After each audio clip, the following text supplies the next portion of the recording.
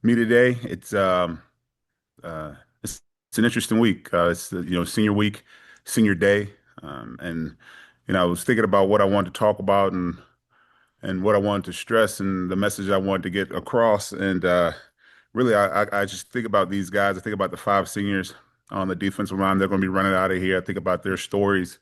Think about how they got here. Max Llewellyn. We'll start with Ethan Hurkett being the oldest, the six-year guy. Max Llewellyn, Aaron Graves, Jeremiah Pittman, and then Jonah Pace. I think about him, and I tell you, it gets emotional because it reminds me of a time that's gone. You think about these guys' story. I think about offering Hurkett here on a junior day, and the kid committing 30 minutes later and saying he's going to be a Hawkeye.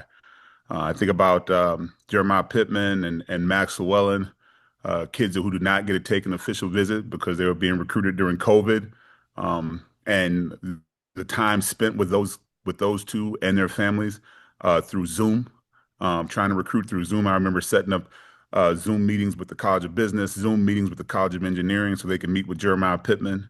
I remember, Pitt and his parents coming over to Iowa City and doing a driving tour on their own, just driving around, because it was a dead period. Um, I think about, even Jonah Pace being a guy that is, a senior as a transfer, just joining us. You just think about, how his recruitment was so much different than those other guys. Yet, when he gets here, we still expect him to live up to the same standard and play under the same standard, operate under the same standard. It's to reflect on that, especially in the time that we're in with college football right now.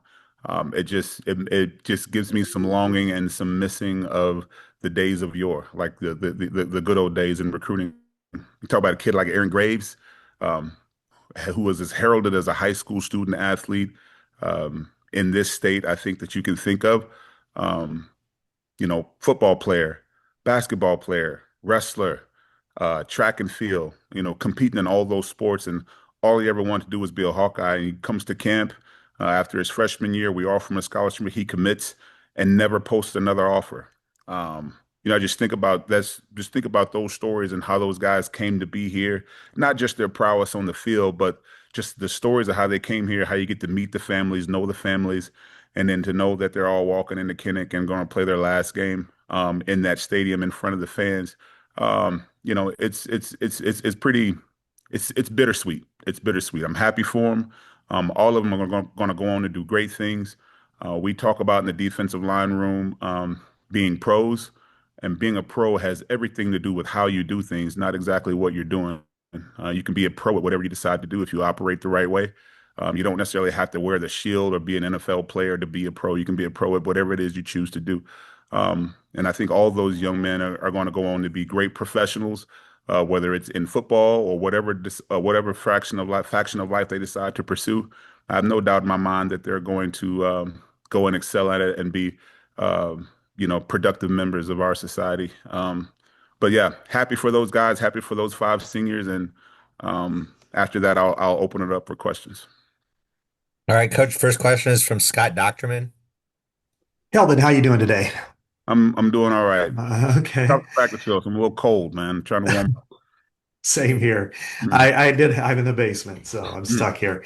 But I got a question. No, probably no position unit is getting hit as hard by graduation and experience with the program as you are, because even though some of these players have played through the years, some of them have just been in the program for 5 or in Hurkitt's case, 6 years. How do you feel about the younger guys right now? Because I'm sure you're on an accelerated timetable especially when coming up with bowl prep to get them ready because next year they really have to take that baton and are they ready to take that step? Whether they're physically ready is one thing, but actually mentally and be prepared to be the competitive player they need to be for you. Are they ready to do that? And that's a good question, and I don't want to come up. I don't want to have a cliche answer for this, Scott. I'm a straight shooter. Um, I'm excited about this young group. I'm very, very excited about the young group. These guys think the right way. They work the right way. All they're lacking, I mean, obviously, they're lacking. They haven't had game. They're not game tested. They're not game ready. We try to simulate it as much as we can. In terms of developmental practices, this bowl prep is going to be big for them. Spring practice is going to be big for them. But the nucleus of the group, man, they think the right way, and I credit that to not just them as individuals, but I credit just those five seniors that I just talked about with helping those young guys understand what it means to play in this system, what it means to play for the University of Iowa, what it means to be a productive student athlete. Like I said, they're not battle tested. They haven't played the snaps, but what we've seen in practice, and I think if they continue on the track that they are, I have really, really high hopes for the 2026 defensive line. I really do because like I said, they think the right way. Just a great group of kids that came in and have put their head down. They've listened to the older guys, and I'm excited to watch them continue to develop. There's a lot to be excited about in that group. David Eicholt. Hey, Kelvin, always really appreciate your insight.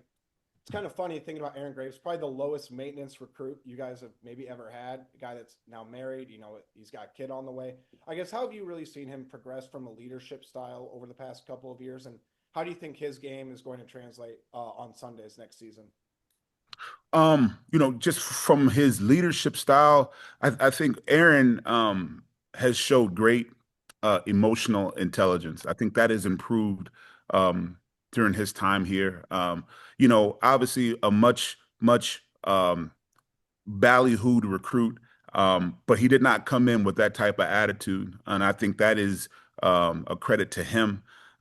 He was able to get behind guys like Noah Shannon, get behind guys like Logan Lee, Y.A. Black, and just kind of learn the ropes and learn what it means to be a leader. And sometimes leadership isn't necessarily what you say, but it's what you do.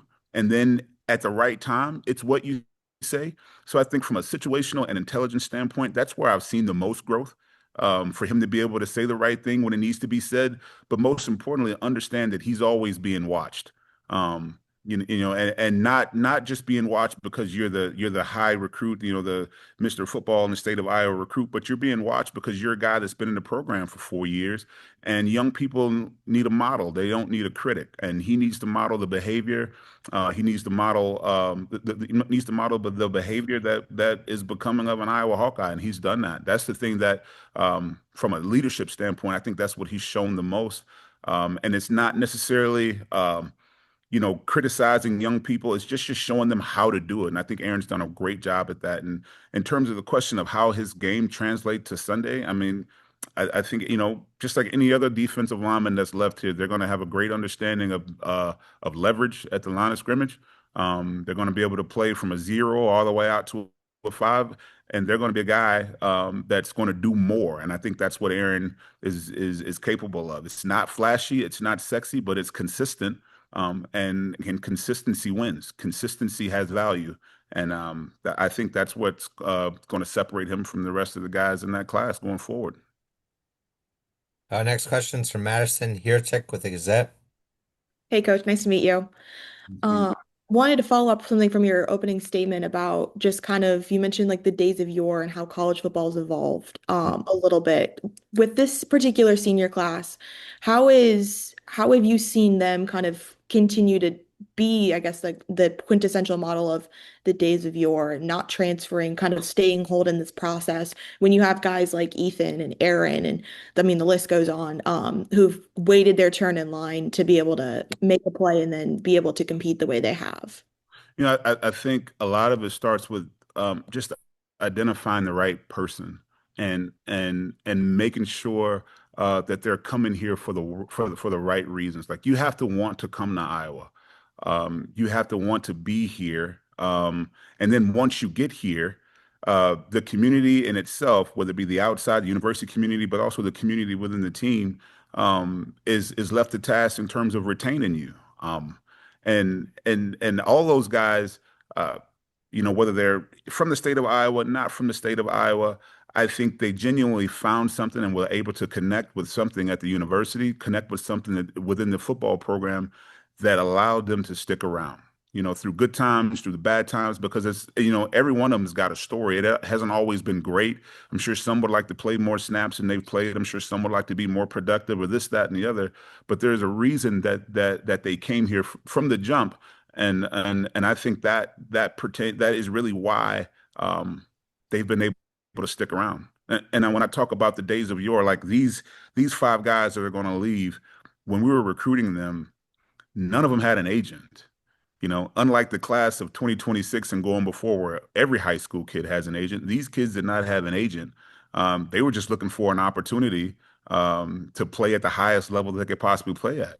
And I think all of them were quickly realized when they got here. Number one, this isn't high school football. Okay, this is not a high school football team. Practices and the demands of being a college student athlete are far different. It's a humbling smack in the face. But to their credit, all of them kept coming back. Through the thick and through the thin, they kept coming back, and I think that's going to bode well for them again in whatever they decide to do. Because if they can make it through this program for 4, 5, 6 years, they can do anything. They're prepared for anything right now. Tyler Tashman. Hey, Kelvin, good to see you. You mentioned having high hopes for the future of the room. Can you maybe just provide some insight on some of those younger guys that you're excited about that maybe Iowa fans aren't as familiar with right now? I don't like to do that because I don't want to put any sort of unneeded expectation on any certain individual in that group. Um, all those guys they're working hard. I think about names that everyone knows about. Like you take a Yosei Epinesa who comes in, who's extremely, extremely celebrated recruit, much like Aaron Graves, but how he's attacked this time of transitioning from high school to college. Just a humble kid that just came in and just folded in with the group with no expectation. And with no expectation other than to show up on time and work, and he's done that. You talk about Joseph Anderson, Drew Campbell, Chima Chineke, Devin Kennedy, all these young names. These guys are, I mean, they're while they're waiting their time, they are working, and it's very clear and evident to everybody in the building that these guys are getting better. They just need an opportunity to get on the field. And some of them have gotten their feet wet a little bit this year and have gotten there and in their own way made a case for what's to come in the future. So but what I don't want to do, Tyler, is set up anybody, say, hey, Coach Bell said this back when that this guy was going to be that. They're going to go through their ups and downs, but I'm just really pleased with what I've seen so far. And bowl prep for them and spring practice for them is going to be even more critical. And I think they realize it. It's not something that I have to tell them. They understand that the clock is ticking. Chad Leistico. Yeah, between Graves, Pace, and Pittman, obviously you lose like 79% of your D tackle snaps. With the one guy coming back is Hawthorne. What does he need to do to take the next step to be kind of that main D tackle next year for you guys? You know what was the hard thing about that question, Chad, is in today's age of college football, there's going to be a transfer portal that's going to open up on January 2nd. So I can't tell you really what's coming back. I don't know what's coming back and I don't know what's coming in. What Bryce has done since he's been here, obviously I think physically he is off the charts in terms of you talk about twitch, you talk about explosiveness, you just the ability to run and be violent at the point of attack. We love that. What he's got to continue to do is understand how we play and get used to, the systems and the nuances that come with playing defensive line at Iowa. And that's only going to come with snaps. That's only going to come with more work. You think about it, he was able to go through the spring, he was able to go through fall camp. A bowl prep's going to be good for him. Another spring ball, another fall camp. I expect an incredible jump from him. But I'm also real honest about the fact that we got to retain the kid. He's got to want to come back here, and that's the case with everybody that's on this roster. Because once January 2nd hits and the market opens up, just hold on to your pants. You keep who you keep, and you acquire who you acquire, and then you coach the guys that are in the room. Tom Kakert. Hey, Coach. wanted to ask you about just a kind of a process question about Yosei. He's getting near that where red shirt versus not red shirt. Do you guys plan on playing him 5 games this year, or are you gonna try to keep him at 4? I would love to. Well, from what I understand, the rule it's 4 games, and then they can play in the bowl game. The bowl game doesn't hurt, or any type of postseason play doesn't count. So I would like to, if at all possible, preserve his red shirt. Get him to the 4 games in the regular season, and then come bowl game or come bowl prep, really push him forward in terms of gaining more significant reps and more significant time in our defense. Tyler? Someone who's kind of worked his way into the rotation, Kenny Merriweather. I'm just curious as to what you have seen from him to earn that place in getting meaningful snaps. Kenny is in my opinion, probably the epitome of just consistency and showing up and doing the work. When he first got here, I tell you, I'll be honest, I did not know how it was going to work out, just because there was some things that were going on off the field that didn't make his on the field availability very good. He wasn't here a lot because he was trying to take care of other things, across the river. But the guy just keeps showing up, and Kenny's got a lot of ability. The thing that I like that I enjoy about him the most is when he hits the practice field, he hits it running. He's got a smile on his face, and he's working with great effort and great enthusiasm. And I believe that when you show up every day with a good attitude, you have no option other than to improve.